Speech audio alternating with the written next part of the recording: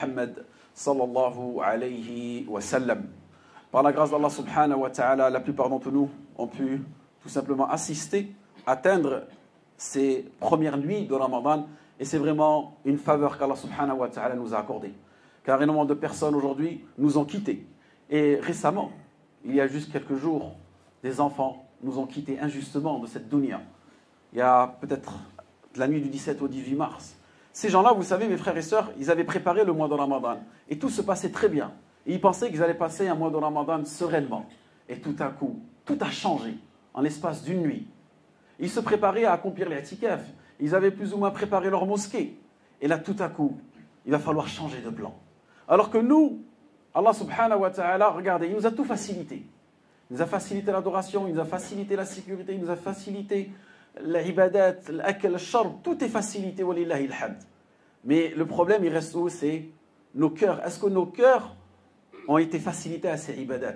Ou bien est-ce qu'on a besoin d'être éprouvé pour réellement comprendre la ni'ma dans laquelle on est?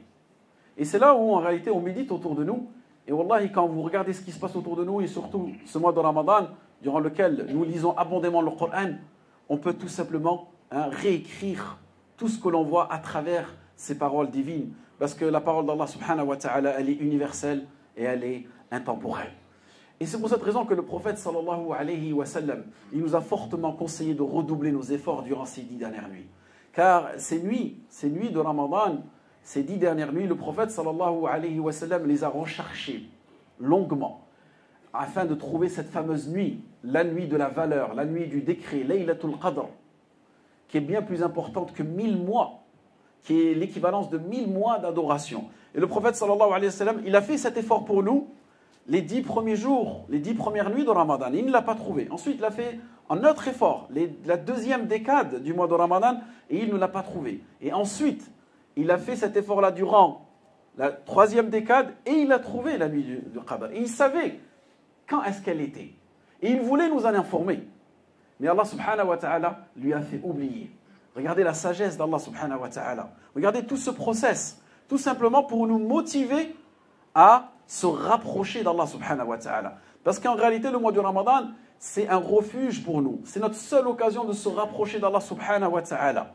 Si durant ce mois, tu n'as pas ressenti ce rapprochement d'Allah, quand est-ce que tu vas le ressentir?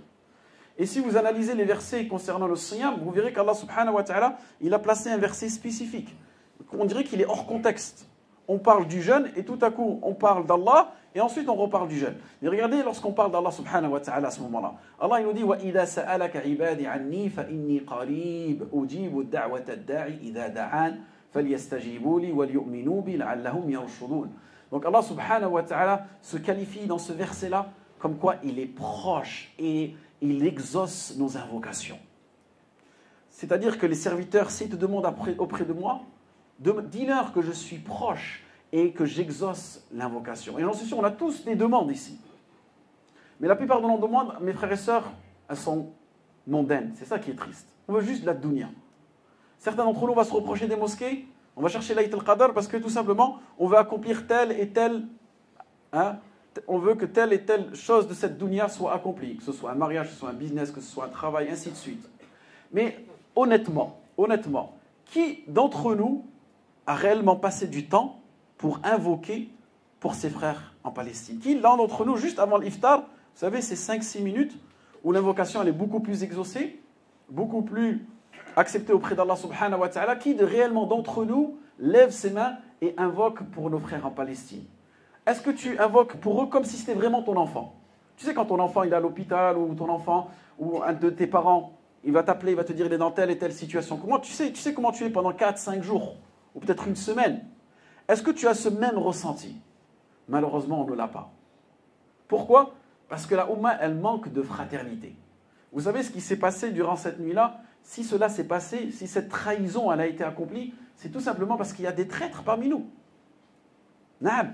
Et nous, les premiers, nous les avons trahis, nos frères en Palestine. Car le peu de choses qu'on peut faire, la moindre des choses, et en réalité c'est la plus grande des choses, c'est pas la moindre des choses, c'est cette invocation, cette arme qu'Allah subhanahu wa ta'ala nous a accordée. Est-ce qu'on invoque réellement pour eux? Donc c'est pour cela, Allah ibarik fikum, vous avez cette occasion, Allah subhanahu wa ta'ala, il vous a permis de pouvoir atteindre ces 10 dernières nuits de Ramadan, et principalement là, les 7 dernières nuits qui arrivent. Et le prophète sallallahu alayhi wa sallam nous a dit que Laylatul Qadr, elle est beaucoup plus perceptible les 7 dernières nuits. Certains hadiths nous disent le 23, le 27 et le 29. D'autres nous disent le 23 et le 27. Et certains nous disent le 27. Donc vous voyez, le prophète sallallahu alayhi wa sallam, il a mâché le travail pour nous. On n'a même plus besoin de chercher dans d'autres nuits ou ainsi de suite. On sait où est-ce que c'est. Mais est-ce qu'on va être capable, est-ce qu'on va être capable de s'asseoir sincèrement durant ce temps-là, donc la nuit qui va commencer du Maghrib jusqu'au Fajr, et être en totale adoration et être proche d'Allah subhanahu wa ta'ala durant ces moments-là? C'est là où il risque d'avoir une faille. Et c'est pour cela que nous devons tout simplement renouveler notre intention et demander à Allah subhanahu wa ta'ala son aide. Car si on ne demande pas l'aide à Allah subhanahu wa ta'ala, nous ne pourrons jamais faire partie de ces gens-là qui auront tout simplement man qama laylat al-qadr imanan wa ihtisaban. Celui qui aura veillé la nuit du destin tout en avec foi, tout en recherchant la récompense d'Allah subhanahu wa ta'ala. Parce que, comme je mentionnais précédemment, la plupart d'entre nous, notre jeûne, il est valide. Parce qu'on aura tout simplement respecté les règles juridiques. Mais est-ce que notre jeûne, il est accepté auprès d'Allah? Quand je dis qu'il est accepté, ce n'est pas qu'il est valide. Est-ce que notre jeûne, il est accepté? C'est-à-dire, est-ce que nous allons retrouver cette récompense auprès d'Allah subhanahu wa ta'ala? C'est ça la grande question, mes frères, mes sœurs.